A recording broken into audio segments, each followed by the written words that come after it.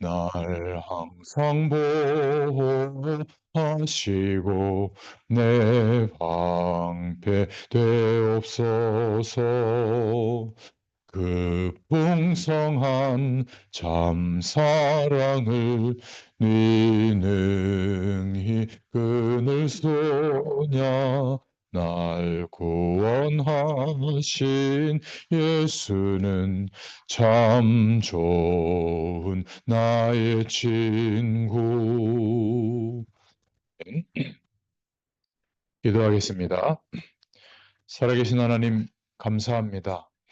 하나님께서 우리를 그리스도 안에 영원한 하나님의 축복 속에 언약 백성 삼으시고 하나님이 원하시는 뜻과 계획을 따라 우리를 날마다 세밀하게 인도해 나가심을 감사합니다.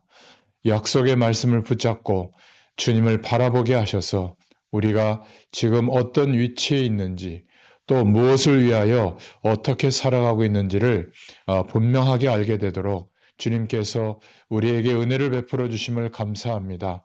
오늘도 약속의 말씀을 붙잡고 하나님께서 지시하시는 그 땅, 그 방향을 두고 기도합니다. 하나님께서 세밀하게 간섭해 주시고 우리는 현실을 바라보고 문제를 바라보고 어려움을 바라보고 우리의 연약함을 바라보지만 하나님께서 우리에게 믿음을 주시면 또 은혜를 회복해 주시면 하나님의 언약이 믿어져서 순종하며 나아갈 수 있는 역사함과 은혜를 베풀어 주실 줄 믿습니다. 오늘도 언약 성취의 걸음을 걷는 한 날이 되도록 축복하시고 또 내일을 준비하는 주일을 준비하는 귀한 한 날이 되도록 역사하여 주시옵소서. 예수님의 이름으로 감사하며 기도드렸습니다. 아멘. 예, 우리 하나님 말씀 민수기 32장 1절부터 15절까지입니다. 르우벤 자손과 갓 자손은 심히 많은 가축대를 가졌더라. 그들이 야셀 땅과 길르앗 땅을 본즉 그것은 목축할 만한 장소인지라. 갓 자손과 르우벤 자손이 와서 모세와 제사장 엘르아살과 회중 지휘관들에게 말하여 이르되 아다롯과 디본과 야셀과 니므라와 헤스본과 엘르 알레와 스밤과 느보와 부온 곧 여호와께서 이스라엘 회중 앞에서 쳐서 멸하신 땅은 목축할 만한 장소요 당신의 종들에게는 가축이 있나이다.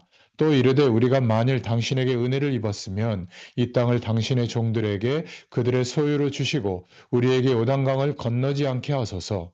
모세가 갓 자손과 르우벤 자손에게 이르되 너희 형제들은 싸우러 가거늘 너희는 여기 앉아 있고자 하느냐. 너희가 어찌하여 이스라엘 자손에게 낙심하게 하여서 여호와께서 그들에게 주신 땅으로 건너갈 수 없게 하려 하느냐.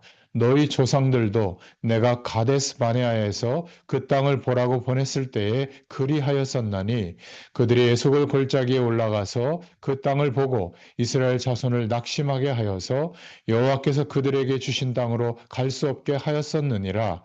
그때 여호와께서 진노하사 맹세하여 이르시되 애굽에서 나온 자들이 20세 이상으로는 한 사람도 내가 아브라함과 이삭과 야곱에게 맹세한 땅을 결코 보지 못하리니 이는 그들이 나를 온전히 따르지 아니하였음이니라. 그러나 그나스 사람 여분네 아들 갈렙과 눈의 아들 여호수아는 여호와를 온전히 따랐느니라 하시고 여호와께서 이스라엘에게 진노하사 그들에게 40년 동안 광야에 방황하게 하셨으므로 여호와의 목전에 악을 행한 그 세대가 마침내는 다 끊어졌느니라. 보라, 너희는 너희의 조상의 대를 이어 일어난 죄인의 무리로서 이스라엘을 향하신 여호와의 노를 더욱 심하게 하는도다. 너희가 만일 돌이켜 여호와를 떠나면 여호와께서 다시 이 백성을 광야에 버리시리니 그리하면 너희가 이 모든 백성을 멸망시키리라. 아멘. 오늘 민수기 32장 1절부터 15절 말씀을 읽었는데요. 다양성 속의 일치라는 제목입니다. 오늘 본문은 이스라엘의 두 지파가 요단강 동편에 대한 땅 분배를 요구한 내용이에요. 루벤 지파와 갓 지파가 요단강 동편의 땅을 자신들에게 달라고 요청하고 있죠. 32장 1절에 보면 나와 있습니다. 미디안과의 전쟁에서 이긴 이후에 요단강 동편에서 긴장감이 사라졌을 때 그 요단강 동편을 자신들의 땅으로 달라고 하는 이 두 지파가 있었습니다. 그들에게는 많은 가축대가 있었고 또 요단강 동편은 고원지대로 가축을 방모하기에 적당한 곳이었고요. 이 땅 또한 아브라함 때부터 약속한 땅이기 때문에 창세기 15장 18절에 말씀하신 대로 약속의 땅을 분배해 달라는 것이고 어떤 면에서는 믿음의 표현이기도 했습니다. 그리고 큰 욕심도 아니었죠. 그들이 지금 요단강 동편을 달라고 하는 것이고 옥토도 아니고 또 정치의 중심도 아니었기 때문입니다. 그리고 32장 5절에 보니까 루벤과 갓지파의 리더들이 요단강 동편을 달라고 했을 때 그들의 태도도 공손했습니다. 그래서 그들이 요단강 동편을 요구하는 것은 어떤 면에서 보면 타당성이 있죠. 그런데 사실 그것은 그들만의 형편이었습니다. 자신들의 형편에서 계속 말을 했는데 마지막 말이 가장 언약의 언약 성취의 길을 걸어가는데 적합하지 않은 말이었죠. 우리에게 강을 건너지 않게 하소서. 이것은 요단강 동편에 놨겠다는 말로서 이스라엘 백성이 지금까지 하나가 되어서 언약 성취의 땅, 가나안 땅으로 지금 왔는데 이제 그 하나됨이 깨질 수 있는 언약 성취의 길을 무너뜨리는 그런 요청이 되는 것을 이 두 지파가 간과하고 있었던 겁니다. 환경이 핑계가 되어져서 환경마다 다 다르기 때문에 다른 사람들은 이해하지 못한다고 생각할 수가 있죠. 그래서 대부분 많은 사람들이 그 환경을 바라보고 자신을 위한 이기주의적인 결정을 하곤 합니다. 이때 물론 우리는 환경적 어려움을 분명히 이해할 수 있죠. 하나님이 주신 언약 백성이지만 하나님이 주신 다양성이기 때문에 인정할 수 있습니다. 그렇다고 해서 하나님의 언약을 놓치기까지 그런 자기의 이익이 되도록 이기주의적 결정하는 것은 바른 것이 아닙니다. 환경이 다르더라도 주님께서 원하시면 하나님의 뜻에 맞으면 복음과 전도에 유익하다면 하나님께 영광이 된다면 함께 해야 하는 필요성도 분명히 있는 것이죠. 오늘 환경의 다양성 속에서 인정하지만 일치해야 하는 부분도 있다는 것을 오늘 기억해야 될 줄로 믿습니다. 우리가 교회 속에서 또 복음운동 속에서 개인의 어떤 입장도 있지만 하나님이 인도하시는 그 방향에 원하신다면 우리가 함께하고 또 일치할 수 있는 그런 방향성을 가지고 또 순종하며 나아가야 될 필요성도 있는 것이죠. 그러니까 일정 부분 루벤 지파, 갓 지파가 땅 분배를 요구하는 것은 그들만의 이유가 있었고 또 일정 부분 타당성도 있었습니다. 고려할 수 있죠. 그러나 그 환경의 다양성을 인정한다고 해서 하나님의 언약 성취의 방향을 거절하거나 또 하나님의 언약을 놓치거나 또 함께 할 수 있는 또 통일성과 일치해야 되는 부분들을 놓친다면 이것은 문제가 될 수 있다. 기억할 수 있기를 바랍니다. 그래서 두 번째로 모세가 이들의 요청에 반대하는 대답을 하죠. 32장 6절에 보면 나옵니다.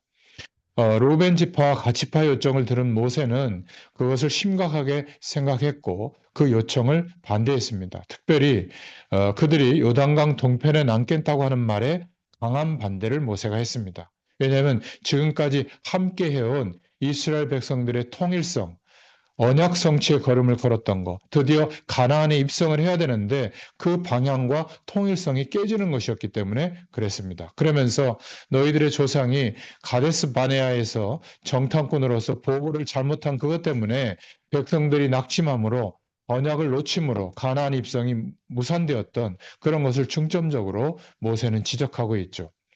그래서 루벤과 갓지파의 선택이 마치 가나안을 두려워해서 들어가지 않겠다고 하는 것으로 비춰져서 그러한 마음이 다른 지파들에게도 영향을 미쳐서 또 가나안에 들어가지 못하게 될지 모른다는 것을 지적해주고 있는 겁니다. 32장 9절에 말하고 있죠. 이스라엘 각 지파는 각 지파의 다양성이 보장되지만 또한 하나님의 백성이라고 하는 언약 성취의 방향을 걷는 한 공동체였습니다. 그렇기 때문에 요단강 동편에 남겠다고 하는 이들의 주장은 옳지 않은 것이었죠. 무엇보다 이스라엘은 언약 공동체였어요. 이것을 깨는 그러한 선택이잖아요. 32장 11절에 가데스 바나에서 주장했던 그 잘못으로 인해서 이스라엘의 20세 이상의 성인들은 여호수아 갈렙을 제외하고 모두 가나안 땅에 들어갈 수 없게 되었던 것이잖아요. 그리고 40년의 시간을 광야에서 계속 방황하도록 하나님께서 그 불신앙의 원인들을 완전히 멸하고 제거하는 그 기간이 걸려서 지금 이제 가나안에 들어가게 되어 있는데 또 불신하고 있는 것을 모세는 인정할 수가 없었던 겁니다. 그래서 모세는 다양성은 인정하지만 언약 백성으로 나아가는 하나 되는 것, 일치되는 것에 초점을 둔 대답이었죠. 언약의 방향과 하나됨을 놓치면 모든 것을 잃을 수가 있는 겁니다. 이스라엘 백성이라고 하는 전체가 없으면 루벤과 갓 지파의 다양성도 존재하지 못합니다. 우리가 교회 공동체 속에서 함께 하나가 되어져서 하나님이신 비전을 따라 인도받기 위해서 우리가 우리의 개인의 다양성도 필요한 겁니다. 그러나 개인의 입장과 환경의 문제와 어려움들을 생각하면서 우리 자신을 위한 신앙생활만 고수하고 있다면 굉장히 중요한 축복을 놓치고 있는 것이죠. 오늘날에도 그래서 이 말씀은 분명한 답이 됩니다. 다양성 속에서 그것을 발전시키는 것도 중요하지만 그 속에서 하나님 나라를 위해서 일치되는 한 마음과 한 방향을 갖는 것도 너무나 중요합니다. 우리가 한 명의 신앙인으로서 살아갈 때도 우리 자신도 중요하지만 우리의 이웃을 생각하면서 살아가는 그러한 신앙은 매우 다른 것이죠. 교회도 우리 교회, 우리 복음의 교회 이것만이 아니라 이웃한 교회, 함께하는 교회, 이 지구상의 모든 공교회와 함께 하나님이 원하시는 선교에 대한 방향을 두고 일치의 마음이 없는 것은 개교의 독특성이 아무리 뛰어나고 부흥된다고 할지라도 그것은 하나님이 원하시지 않는 모습이라는 거 기억할 수 있기를 바랍니다. 오늘 결론입니다. 이스라엘이 가지고 있는 일치된 목적은 모두를 위해서 중요했죠. 그 언약 성취의 방향을 놓칠 때 가데스 바네에서처럼 모든 것을 잃을 수 있다고 경고하고 있는 겁니다.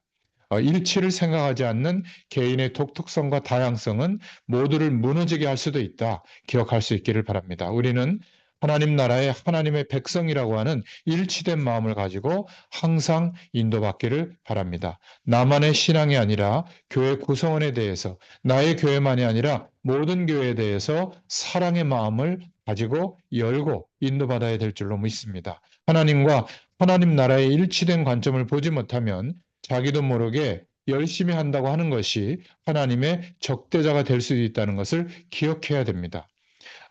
옆을 보지 못하고 앞만 보는 눈은 우리를 넘어지게 할 수 있죠. 오늘도 말씀을 통해서 우리가 지금 어떤 위치에 있는지를 분명하게 깨닫게 하시는 그 말씀을 붙잡고 기도할 때에 성령께서 우리에게 역사해 주실 줄 믿습니다. 하나님 감사합니다.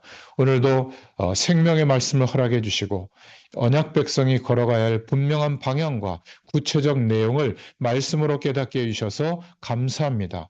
하나님 우리 각자에게 주신 소명과 또 우리에게 주신 환경의 여러 가지 문제 속에서 오는 일들이 있지만 그 속에서도 우리가 공교회의 축복과 한 몸이 되어진 하나님이 교회를 통해서 이루시는 축복의 일들을 보게 하시고 우리의 이웃과 함께하는 사람들을 함께 보면서 하나님께 영광을 돌려드릴 수 있는 길을 찾게 되도록 주님께서 우리를 인도하시고 역사하여 주시옵소서.